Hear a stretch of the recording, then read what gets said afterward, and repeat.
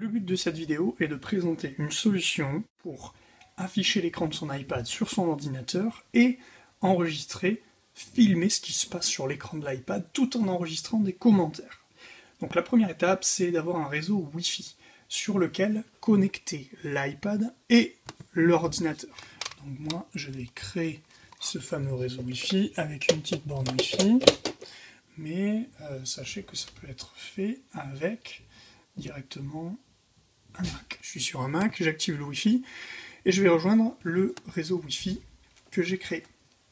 Je vais en faire de même avec mon iPad, pardon.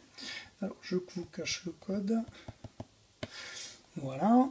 Et dans Réglages, je vais bien rejoindre le réseau Wi-Fi. Une fois que cela est fait, je retourne sur le Mac et je vais ouvrir l'application Reflector. Donc il en existe d'autres. AirServer, XMirage, autant d'alternatives qui fonctionnent de la même façon. Alors on voit en haut ici le petit onglet Reflector. À partir du moment où l'application est ouverte, je peux depuis l'iPad ouvrir le centre de contrôle, toucher le petit bouton AirPlay, le bouton MacBook Pro, recopie vidéo, et magie, l'écran de mon iPad s'affiche à l'écran. Voilà.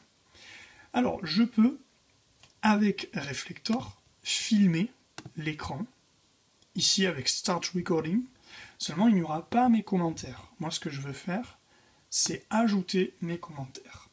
On va ouvrir QuickTime, qui est inclus dans tous les Macs, gratuitement.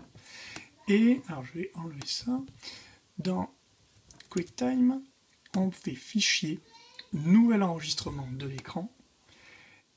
Voilà, on clique ici, sur la petite flèche, et on va cliquer également sur l'option Entrée intégrée, micro interne. On clique sur Enregistrer, on choisit la zone enregistrée, bon moi en l'occurrence je vais mettre tout l'écran, et donc ici on voit le petit bouton qui signifie que c'est en train d'enregistrer. Et donc je vais un petit peu tricher en quelque sorte, je vais enregistrer ce que je fais avec mon iPad tout en commentant en même temps avec ma voix. Donc en fait Reflector n'est plus là que pour afficher l'écran, et lorsque j'ai terminé mon tuto, je vais mettre stop ici, et un fichier va être créé avec ce que j'ai expliqué.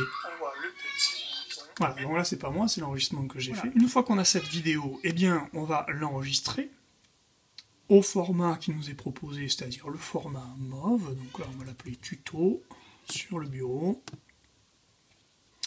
Et une fois qu'il est enregistré, il se trouve ici, et il peut être glissé dans iMovie directement. À bientôt!